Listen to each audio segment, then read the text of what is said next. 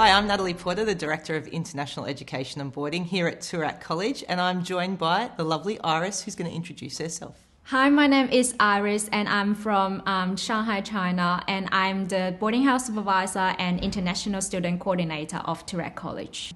So let's move and talk to the move to Australia. I guess, what was it that your parents were looking for in education in Australia, and, why did they choose Toorak College? So my parents always think the good education is the only way to success. So that's why we went to an agent for advice. And at that time, I think the popular cities for overseas study in China were the UK, America, Canada, and Australia. Mm-hmm. However, why we decided Australia is because among these countries, Australia is closest to China, and there's only like 2 or 3 hours time difference to China. And the weather here is so nice, like compared to UK, we have got so many like sunny days and beautiful oceans. So that's why we picked Australia. Yeah. You have excellent English, and obviously one of your roles here is to do a lot of my translating, which is, I thank you very much for. Before you hopped on that aeroplane to come out to Australia, how was your English? How long had you spent, studying and speaking? We do have English class like every day. And in China, but what we focus more is more the grammar skills, reading skills or writing skills. I did not have many chance to have this opportunity to speak in English. So I would say my English wasn't very good at the beginning. Like speaking skills were not very good. Yes. I could understand like 50% of what people were talking about, but just wasn't able to express myself in English. In return. And how long did it take you, I guess, did you find, comfortable when you arrived in Australia and here at Toorak?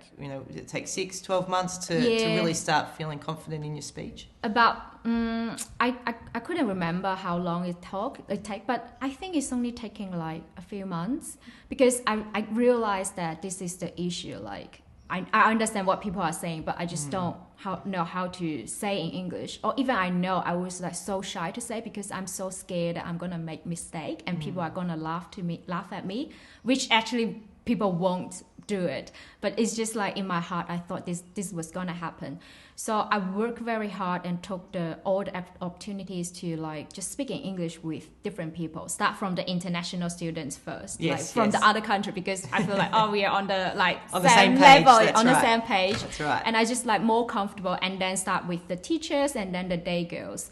And I think it was months after, I just can tell that my English speaking skills have improved, and then I was more confident to speak in English. Yeah.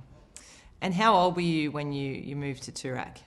I think I was 16 years old when I moved to Toorak. Coming into year 10? Yes, coming into year 10. Yes, and let's talk about, why did your parents or yourself select Toorak College? So first of all, I personally like girls' school and then when we went to the agent, we were like, look, we would like to go to Australia, and then the agent just show us lots of videos of the different schools, and I picked Toorak College because I really love this video, because I remember in the video the school is right next to the beach, and then there's horse riding class. That was the one that really hooked me. Yeah, I was like, okay, I'm coming to for horse riding. And then after I came, I realized, yes, you need to have a horse before you go to a horse riding class. So, but anyway, it was that video just show me how beautiful the school is, close to the ocean, variety of classes, and girls seem very happy here. Yeah, so cool. That's why I picked Toorak College. And so it was sight unseen. You'd never visited the campus. Your parents hadn't done a tour. No. That's a really big thing, especially for our local parents. They're always touring and coming through.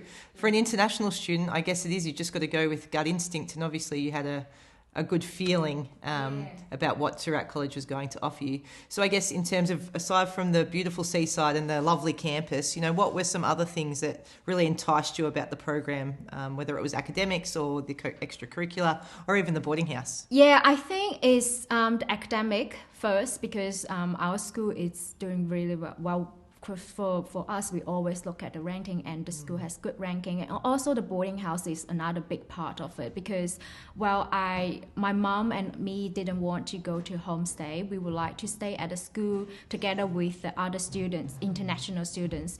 And Toorak College has the boarding house, so that's why we were like, look, this is the one that really, really like has got everything that we want. So that's why Toorak College just come to our mind, and we decided to come. Yeah, fantastic. All right, so I would love to know, again, we spoke about big dreams and, things that sort of shocked you. It must have been an amazing day, both emotionally and in terms of happiness and excitement, getting on that aeroplane and coming to Toorak. Can you just talk me through what that experience was like? Yeah, I remember that day my parents sent me off at the airport, and I was so excited. I was like, oh, I'm like to a new country, a new school, and yeah, but my mom was very emotional because that was the first time that I'm gonna travel, like go abroad to study and gonna stay in a foreign country with no relatives here alone. So she was very worried, but I was like really looking forward to it.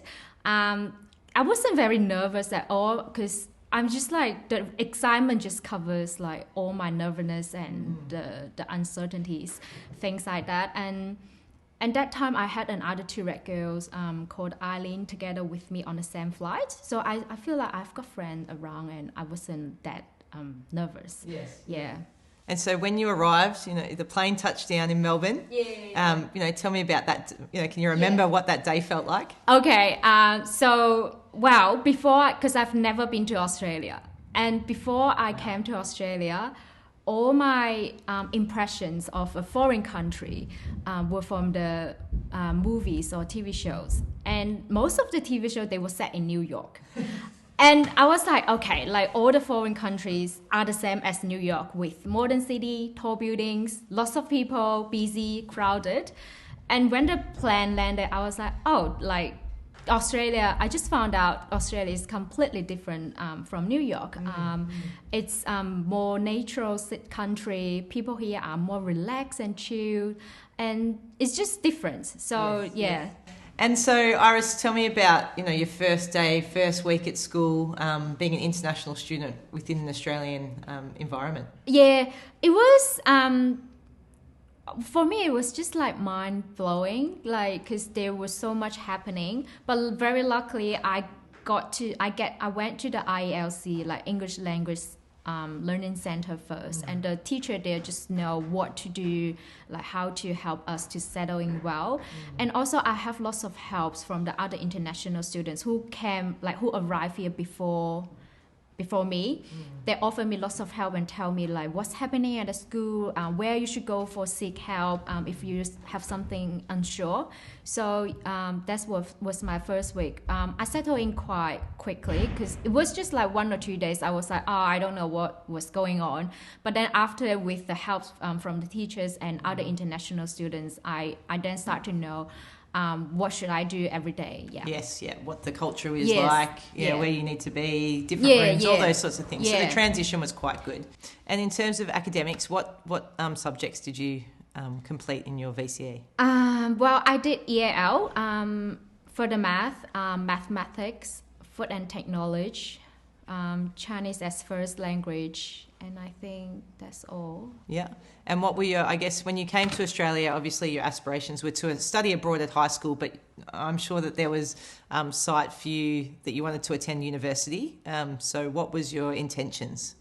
Well, before I came here, I was planning to be an event host, because I had hosted a few school events when I was in China, and I do enjoy the experience.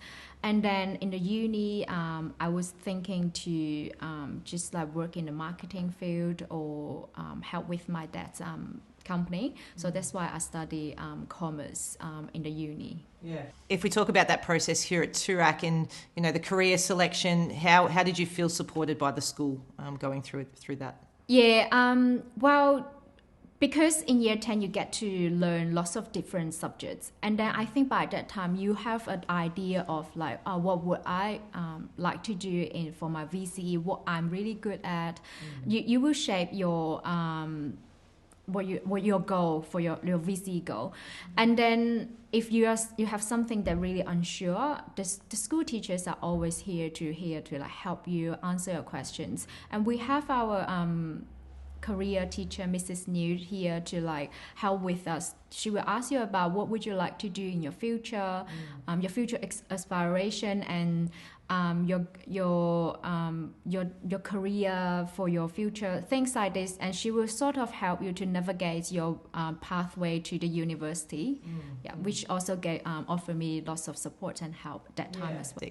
And so let's talk about life after Toorak. Can you give us an update on where you went? You went to university, new job, and obviously you've ended up back here. So what happened? So after I graduated from Toorak, I studied my bachelor degree in of media communication in Melbourne Uni, and then I studied Master of Commerce in RMIT. And in terms of, I guess, when you were in the boarding house, we haven't really spoken too much about your time as a student within the boarding house. What are some of your fondest memories? Things that were happened on a day-to-day, but also maybe some of the activities that you were able to do? Well, my best memories of the boarding house was the nights that my friends and I sneaked out to each other's bedroom after the lights off time. We just like laying on the bed and then gossiping about everything, and then watch movies and just like share our secrets. Yes. It was so lovely because we were just like sisters, and because in a foreign country you don't have families around, and I really feel like my boarding house friends, they were like my families. Absolutely. They were right. Like my sisters. And not any dissimilar to siblings running out and being with their brothers and sisters of a night time. So that's a beautiful memory. Talk to me about just the other activities that you did. We have quite a number of things that happen. We have boarding house assembly, we have boarding house activities, we have our end of year celebration. Were any of those things some of your fondest memories? Well, I think I really enjoyed the badminton, because this is the thing that because my badminton skill wasn't that great, and after that badminton training every Thursday and Friday, it just got improved. And then we got to know other students from Peninsula as well, because that time we will have competition towards Peninsula, and I just met some of the other friends outside the school, which was really great. Yeah, that's excellent. And I know that we still run that program, the inter-school competition. And talk to me about, obviously we've just lived through 2 years of the pandemic. And what we did down in that boarding house was quite incredible to remain open, since the very beginning of 2020. I'm sure that you felt very empathetic for a number of those students and ones that still haven't been home to visit. What does that bring up for you? Well, first of all, I should say the girls are really brave of being here for such a long time without seeing their family for at least 2 years now. And especially during the pandemic, we have the lockdown happening.